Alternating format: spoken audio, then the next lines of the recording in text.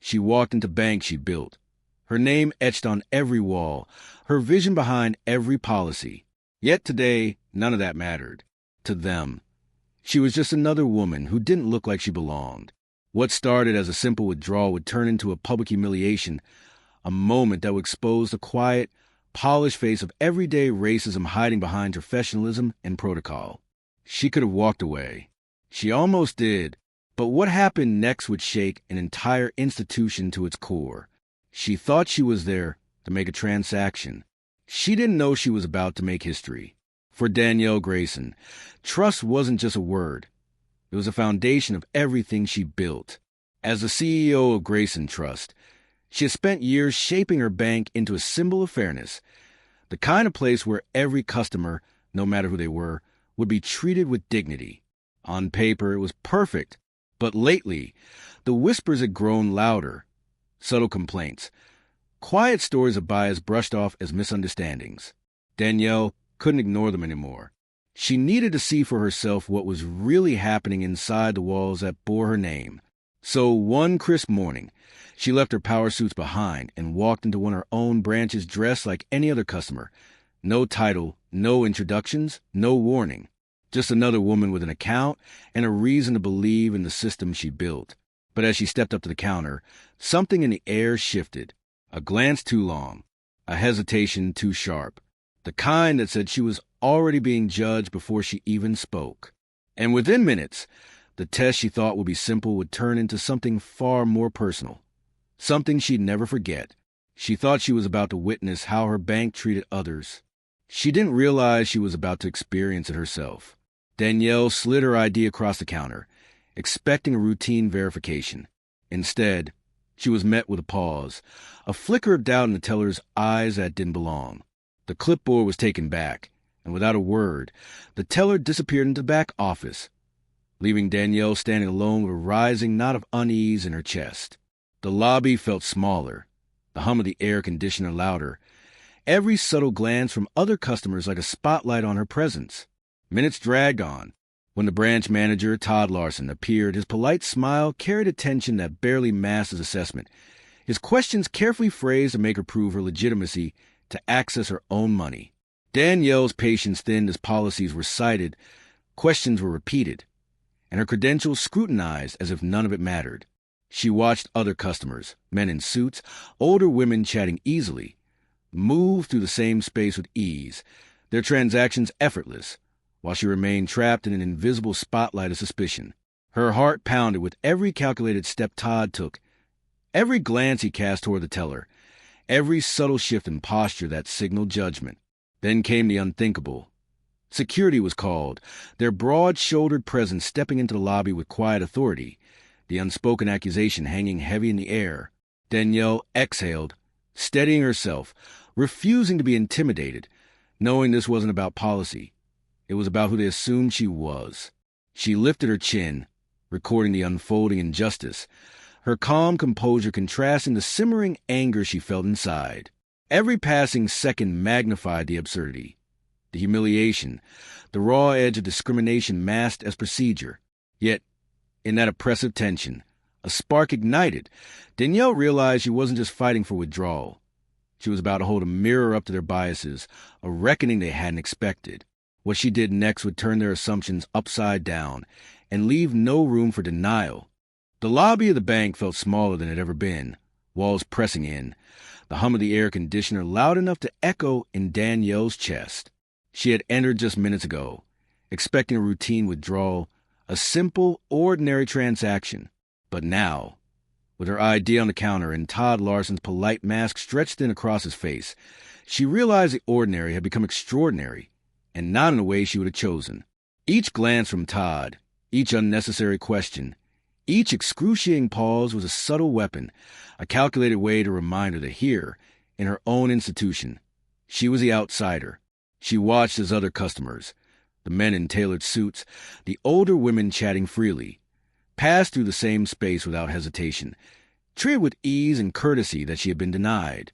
Her pulse quickened, heat rising to her face, but beneath the fury and humiliation there was a sharpened clarity. This was never about protocol or procedure. Every absurd verification demand, every needless double-check, was a reflection of bias, a subtle message that her authority, her presence, her very identity was under scrutiny simply because of who she was.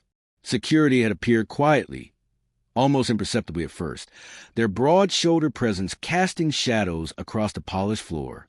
Their calm, unreadable faces were a reminder of the stakes. One wrong move, and they could escalate the situation into something public, something humiliating.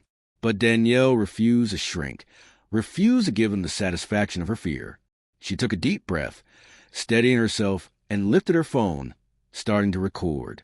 Not to shame, not to provoke, but to preserve the truth. Every misstep, every unnecessary pause, every flicker of doubt in Todd's eyes now existed in undeniable evidence. The quiet murmurs of other customers flickered around her, some glancing nervously, others wide-eyed, all sensing that something extraordinary was unfolding, something that exposed the unspoken, unacknowledged reality of bias and discrimination. Danielle's mind raced as she realized the absurdity of the situation.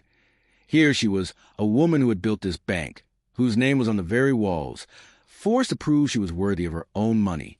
The irony stung, and so did the injustice. Her fingers tightened around her phone, recording, documenting, capturing a moment that had been designed to erase her authority, but instead would amplify it. Todd repeated questions she had already answered, demanded verifications that made no sense for the sum of money she requested, a mere fraction of her account balance. Each question was a tiny insult, a microaggression, a reminder that in this moment, appearances, not facts, determined her treatment. Her anger was rising, yes, but it was tempered with calculation. Danielle knew that losing her composure would play into their narrative. Instead, she leaned in slightly, lowering her voice, sharp but measured, challenging the assumptions they had made about her. She reminded them, subtly but unmistakably, who she was, not to threaten, but to expose. Every carefully chosen word was a mirror held up to their biases, reflecting back the injustice they thought they could hide behind procedure. The lobby held its breath. The tension crackled in the air like electricity before a storm. Danielle's heart pounded, but there was no fear, only purpose. In that moment, humiliation transformed into power. Every unnecessary demand, every pause, every sidelong glance was now ammunition for accountability. Todd, the teller, even security, they were confronted by a truth they had not anticipated.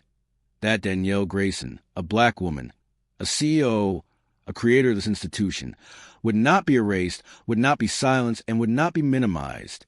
And then came the pivot, the moment where everything shifted.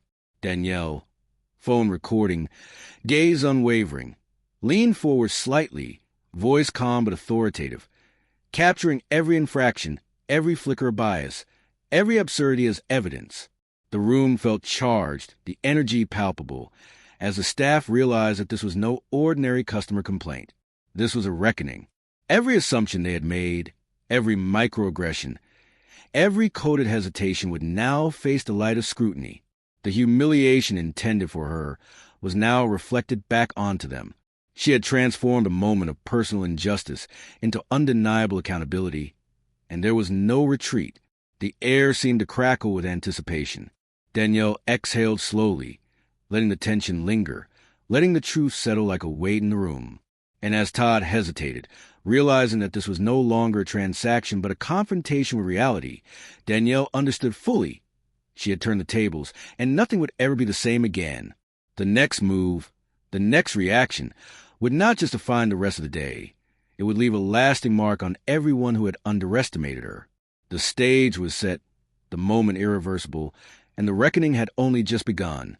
As Danielle finally stepped out of the bank, the heavy weight that had pressed on her chest for what felt like hours began to shift, not into relief, not into comfort, but into something sharper, clearer, an awareness of the truth she had just confronted, the denial of her own money, the unnecessary scrutiny, the silent judgments that had loomed over her like shadows. They had not broken her. Instead, they had illuminated the quiet cruelty embedded in systems that claim neutrality while subtly, persistently devaluing people who don't fit the assumed norm. Every look from Todd, every unnecessary security step, Every hesitated question had been a test of her legitimacy as a human being, as a professional, as a black woman in a space she had created. And she had endured it. She had not just endured. It had been transformed into a form of accountability. Proof that even the most polished facades of professionalism can hide discrimination, and that confronting it requires courage, strategy, and visibility. Walking out into the sunlight, Danielle reflected on the duality of the moment. On one hand, there was anger, a raw, searing fire born of humiliation and injustice. But alongside it was a profound sense of purpose.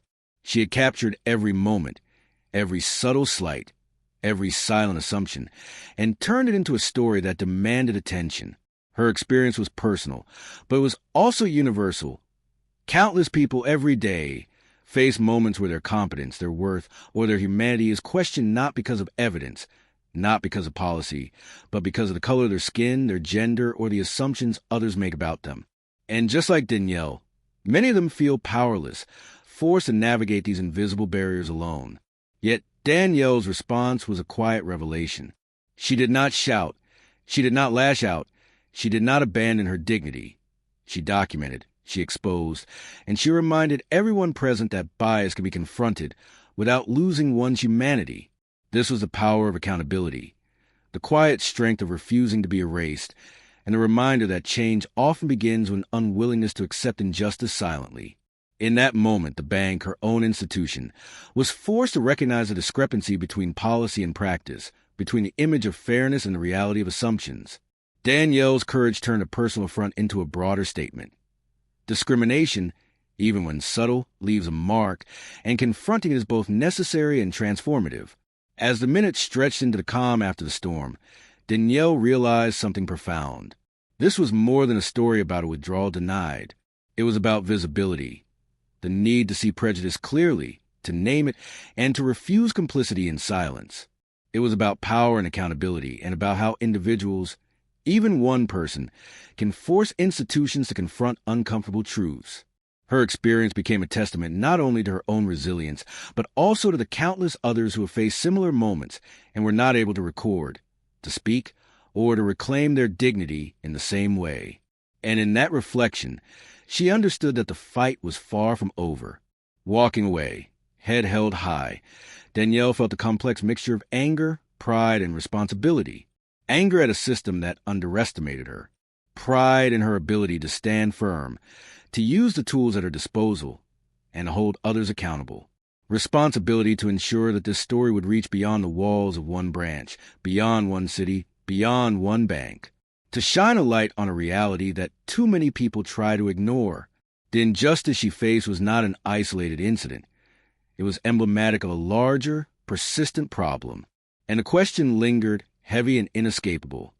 How many more Danielle Graysons are facing these moments every day, denied not just access, but respect, dignity, and acknowledgement, simply because society has yet to confront its biases fully? Her story was over in that moment, but the work it inspired was only beginning. It was a call to reflection, to vigilance, and to action. Danielle had turned humiliation into empowerment, fear into clarity, and denial into undeniable truth. And now, as viewers, we are left with a choice. To bear witness, to confront our own assumptions and to challenge the systems around us, or to look away. How many more times will injustice be disguised as procedure? And how many more times will courage need to rise to meet it?